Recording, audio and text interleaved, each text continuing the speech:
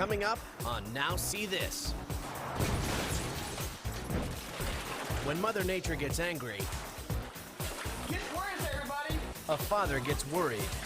Where is everybody? An Olympic cyclist learns that no matter how hard you pedal, bikes can't fly. And a brash British boarder chews up the slopes, only to get eaten up himself. Whether you walk, run, or ride, you're on the road to excitement. Think you've seen it all? Now see this. In Mansfield, Ohio, Trooper Chris Wood joins Trooper Charles Farley at a highway accident scene. It's their least favorite part of the job. I was the one that was initially dispatched to the crash. Trooper Farley was already on scene, holding the scene for me. I had gotten the occupant out of the car, and I was talking to her in my patrol car. Wood and Farley are ready for the many roles officers play at an accident site. Counselor, detective, even medic. But there's one role they didn't expect to play. Victim. I really don't remember the moment of impact. I heard squealing tires to my left, and I looked to my left, and I saw a car out of control coming towards me. The next thing I knew, I was lying on my left side, underneath the guardrail. The 77-year-old driver of the white car was trying to change 3 lanes at once. A foolish and reckless maneuver. Wood's legs get smashed into the guardrail, and Trooper Farley's car goes flying, with Farley and the original accident victim inside. I really didn't know at first what was happening. I heard the tires squealing, and by that time it was I just kind of held on until it was over with. As Wood struggles to get up, a badly shaken Farley tries radioing for help from his cruiser. But there's a problem. I reached for my radios to call into the Mansfield Patrol Post to let them know my radios were out. I reached up to my visor to get my cell phone, and it was gone. It's a law enforcement nightmare. 2 officers down with no backup, no medical personnel, and no way to call for help. But the officers are about to learn that rescue teams don't always wear uniforms. A motorist who witnessed the accident races in to check on Wood's condition. Although Wood is conscious, he does have injuries to both legs and both knees. Another civilian hurries in to offer a hand, and within seconds, they're joined by a third. Of all the civilians that stopped to help is overwhelming, in my opinion. The number of people from all walks of life that stopped and assisted me. And a gentleman that had stopped at the scene come up to the car and was checking on me to see if I was all right, and he had a cell phone, so I used his cell phone and called the Mansfield Post. Farley, who has suffered back and neck injuries and a concussion, gets through to the emergency personnel. In the meantime, civilians continue to pour onto the scene and offer assistance. There's one woman in particular that, even though it was chilly out, she took her coat off and she had like a short sleeve shirt on, and she covered me up with it. The civilians also check on the woman in Farley's cruiser and the 2 occupants of the wrecked white car, all of whom come out with minor injuries. Before rescue crews even arrive, injuries have been assessed and the site has been secured. A real tribute to the tremendous care and support of these citizens. It's an officer's sworn duty to serve and protect the public. But when these officers saw their world turned upside down, it was the public who provided them with protection and service. It's a memory the troopers Wood and Farley will keep with them always.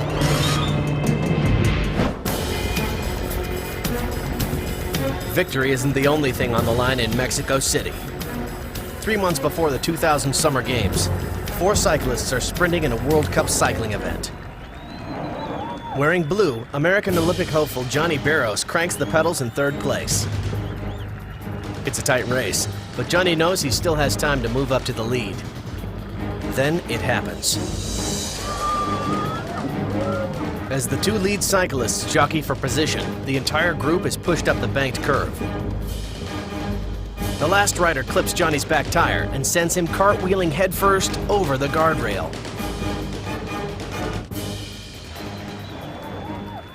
This notorious corner of the track is known as the Curve of Death, where crashing cyclists have been killed as they plummet 26 feet to the ground below.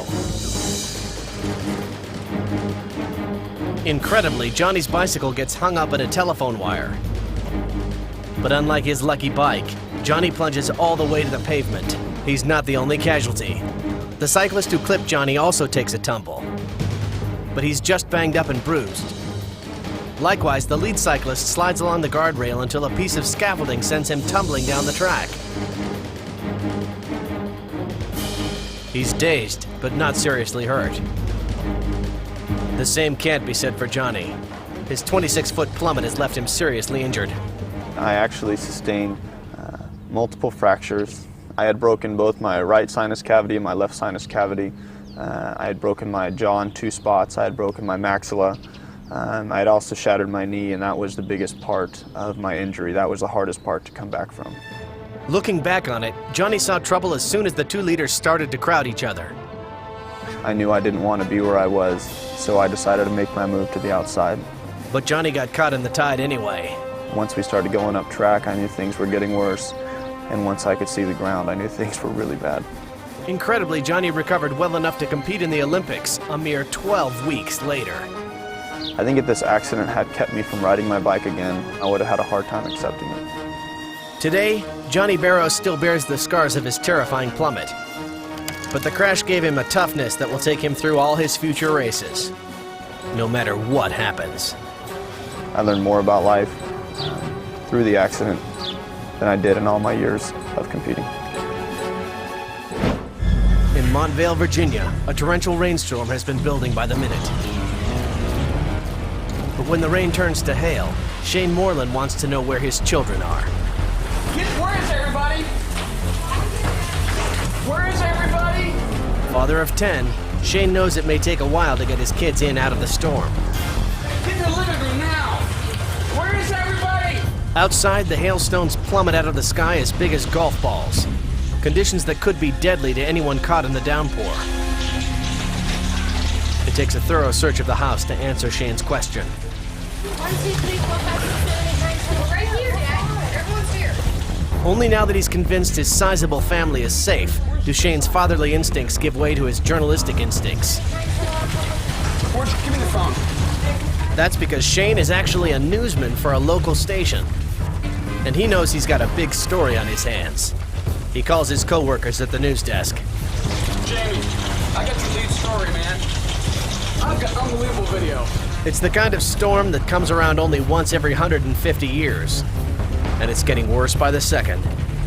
As chunks of ice the size of apples tear into his house and cars, Shane keeps the camera rolling. It's unbelievable. When you get a weather watch, once you break in, and I'll do a phoner with you. It's like being caught in a meteorological shooting gallery.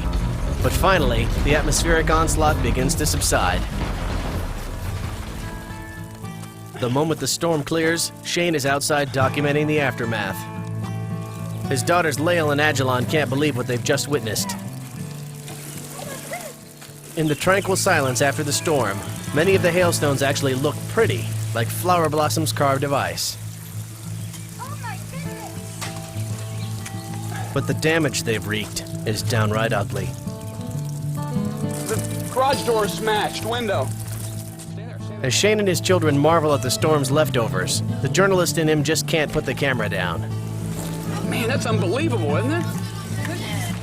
But the breadwinner in him does admit one other reason for documenting a storm of this magnitude. Well, hopefully insurance will cover this.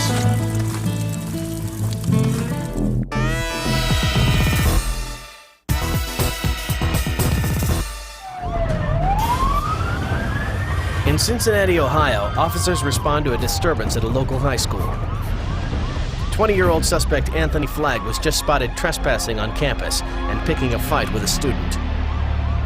It's another shady moment for a man police know all too well. He has a 3-year history of charges involving drugs, weapons, stolen property, and domestic violence. As backup units arrive at the school, Flagg wrestles free from his arresters at the back of the crowd. He takes off on foot. As the lead officer goes onto the lawn after him, Officer John Haynes races ahead and whips around to cut off the suspect's flight path.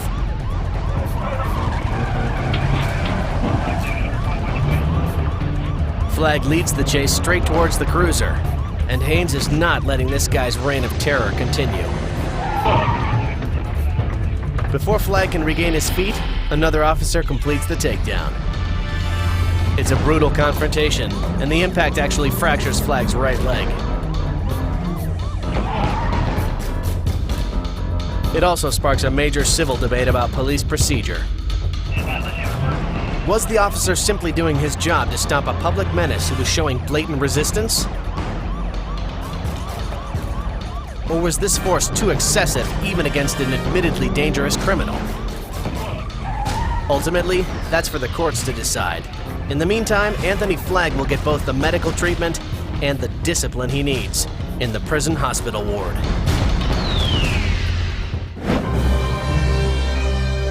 Emergency vehicles race to the scene of a brewing tragedy outside Berlin.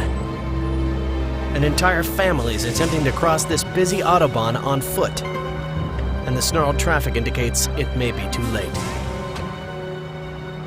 Are they suicidal? No. They're swans. And minutes ago, these jaywalking birds decided the grass was greener on the median.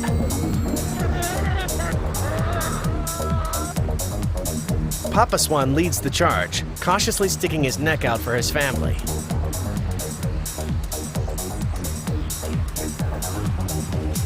And they soon fall into line.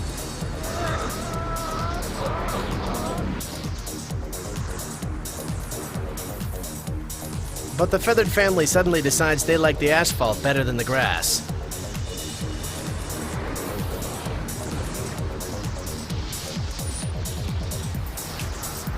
One motorist has had enough. He takes matters into his own hands.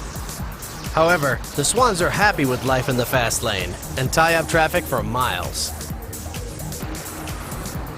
When the professionals finally arrive, they wisely employ a rope to gently nudge the swans onto safer ground. But they can't just leave them there or they'll return to the road. They have to capture the crafty swans, which is no easy task.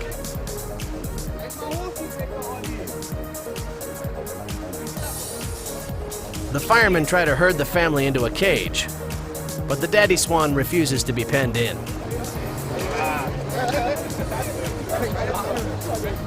But since Swan's made for life, he can't stand the thought of leaving his long-necked lady. Minutes later, the guy from Animal Control shows up and throws a blanket on their bold escape. After 2 hours, these jaywalking swans are now jailbirds. However, they'll be paroled as soon as they are relocated to a safer place.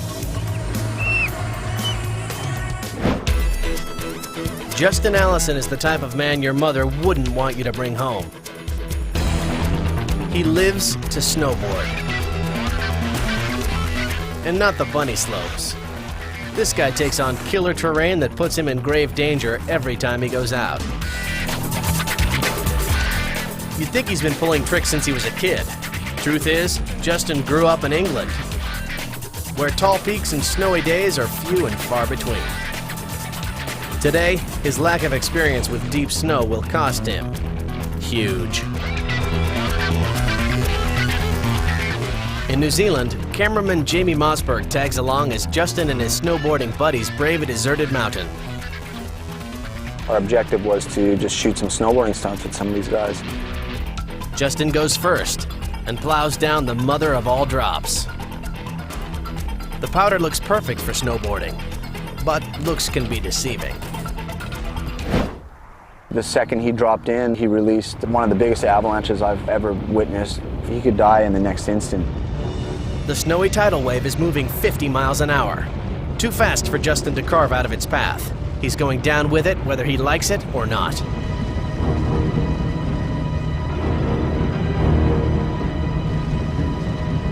He's hurled over a 30-foot cliff and buried alive. We thought the worst. We didn't really know if he was all right or not. Justin is trapped deep in snow, but somehow is able to find the strength to dig himself out of the powdery grave. It was a scary situation. I was right in the middle of it, I could see what was happening. The only thing was really just to get myself across and into the section of the avalanche with the least power, which is at the sides. Justin tried pulling to the right of the avalanche, but there's no escaping the wrath of Mother Nature. I tried my best to swim and stay above the snow. I was just trying to stay alive. Jamie keeps his camera pointed at Justin, but stops taping when he spots Justin disappear over the cliff's edge. As a cameraman, filming somebody getting seriously injured or dying is really your worst nightmare. Everyone thought I was dead.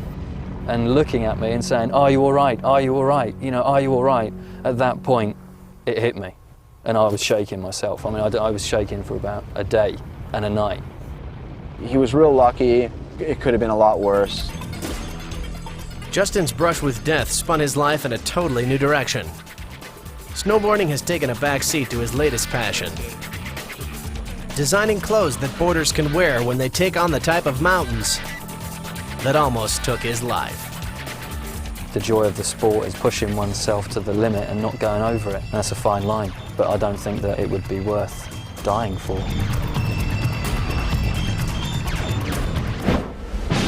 The fast food industry is built on the routine sale and preparation of their merchandise. But today, something will break up that routine. The manager on the left waits on this customer like she's done 100 times during the course of the day. She routinely takes his order, receives the money as usual, and then suddenly realizes this transaction is distinctly out of the ordinary. It's a robbery. The note he's given her outlines exactly what to do. And to prove he's serious, the man brandishes a nickel-plated pistol. Her reaction? Cool compliance, which is a key part of his plan, according to criminal expert Detective Sean Cohen. He does not want the other people in the restaurant to know, because then he's going to have a control problem. He's not very experienced. He does have a plan, and his plan was, I want this very low key. I'm going to just minimize my exposure to one person. The manager senses that the man is tense, so she goes to work getting him the cash. She wants him out of there as much as he does. This type of person whose back is against the wall, he needs cash in a hurry. This is desperation. He obviously needs this money for something, and this is not a good person to be dealing with. So far, his plan is working. No one has a clue what's going on except for the compliant manager. And she's smart enough not to jeopardize the lives of her staff and herself by making a scene. Still, it's almost comical to watch the young woman working the takeout window. She's so focused and efficient in her job, she hasn't a clue they're being robbed. And it might be what keeps the gunman from turning lethal. She was just going about her job, working diligently, and was oblivious to this scene that was unfolding. By her being oblivious, it actually calmed the robber because she didn't interject herself into this problem. After emptying all 3 cash drawers, the manager hands over the money as nonchalant as possible. The ordeal is over. Shaken but still very controlled, she wisely grabs the note and goes to call police. Everyone survived the incident, which in itself is good. Not only did they survive, but the hard-working team is back to selling fast food in minutes. But the robber didn't fare so well. A convicted felon out on parole, he was quickly apprehended and sent to another place that runs on routine. Prison.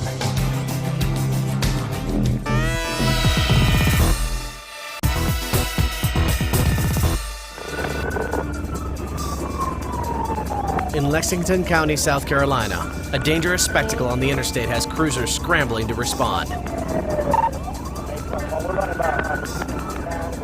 A woman in a minivan is swerving down the freeway at triple-digit speeds and has ignored all commands to stop.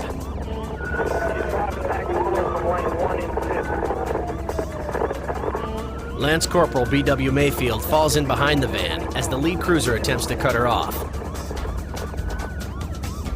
But the woman veers wildly, telling them in no uncertain terms that they'd better get out of her way. As the lead officer tries to box her in, he sees the agitated woman screaming at the top of her lungs. Whatever has set her off, she's completely hysterical. The way she's acting, I believe there might have a medical emergency. The officer lets her pass. After all, stopping her safely is just as important as stopping her quickly. The call goes out for some tire shredding spikes. Up ahead, officers set the trap. As cruisers pull back, the woman barrels right over the spikes, and the van's suddenly exposed rims slow her down immediately. Can you tell if he got her? Speed's under 80 at this time. They definitely got her. The woman weaves one last time across the entire road. But finally, the van rolls to a stop on the shoulder. Officers surround the vehicle, not sure what kind of confrontation to expect. She could be a delirious drunk, a strung-out drug addict, or even a violent, mentally disturbed individual. But what Mayfield and his fellow troopers find is a woman terrified to the point of tears.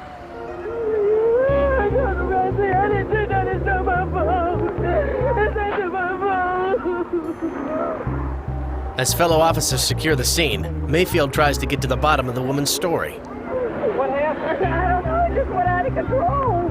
I see what I've done, trying to keep from killing anybody or myself. Between sobs, the driver tells a terrifying tale of her van running out of control. Well, it was slowed down and speed up, but it wouldn't stop. It wouldn't stop. I tried to get it to stop, and I was scared. Would it go on neutral? No, it wouldn't do nothing. It seems a fantastical story, and yet an examination of her van's electrical system soon bears her out. The woman's cruise control had malfunctioned, locking her accelerator to the floor. When she tried using the brakes, the friction of the hard spinning wheels against the brake pads wore them out, rendering them completely useless.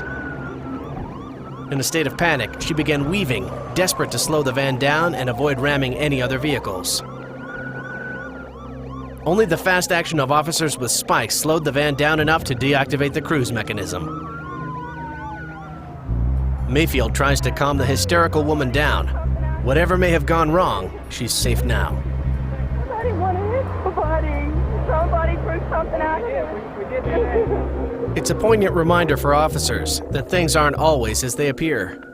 And sometimes the difference between a dangerous suspect and a helpless victim can be as small as a stuck accelerator.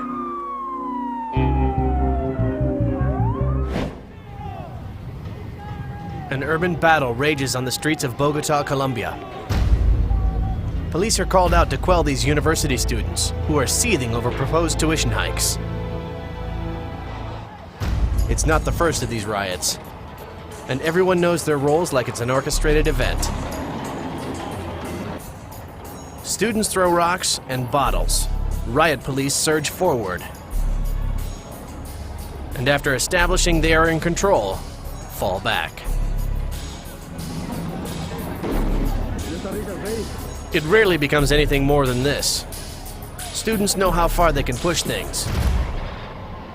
But the police sometimes cross boundaries they should not. Today, however, both sides go too far. Riot police remove barricades that the students have erected. This whips the crowd into a frenzy.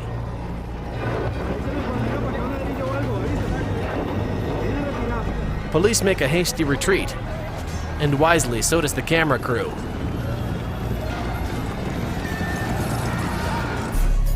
Now the riot squad is positioned just outside the gates of the school. It's a tense standoff, a last chance to back down, but instead of hurling empty threats and empty bottles, someone fills a bottle with gasoline and hurls a Molotov cocktail.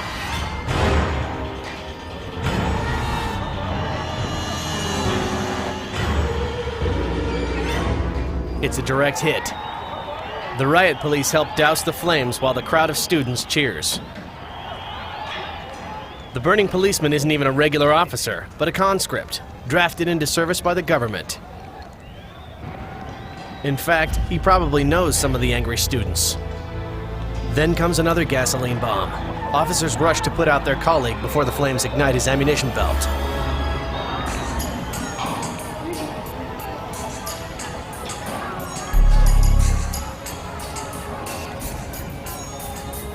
Now they're enraged because the students aren't playing by the rules.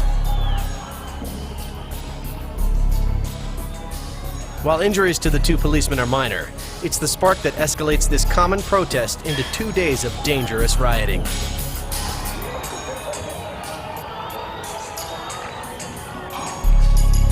Many police and students are injured in the riots. Dozens of students are arrested and spend time in jail when they should be spending time in class. All because someone went over the line. This is a circus, Russian style. It's got the typical animal acts and acrobats, but what really sets it apart are the clowns. They're the kind of pranksters who enjoy playing a joke on an unsuspecting victim plucked from the crowd. One young lady volunteers to ride this horse, but she isn't exactly dressed for it. Even before she gets on, most of the onlookers can see what's up: her skirt. She's off and running, without the benefit of a good grip. Now comes the fun part, at least for the clowns, as they hoist her up and bare her backside. The harness keeps her from falling off, but it also prolongs her public exposure. She loses her shoes, but her smile says she hasn't lost her sense of humor. And the woman gains a whole new appreciation for the term bareback riding.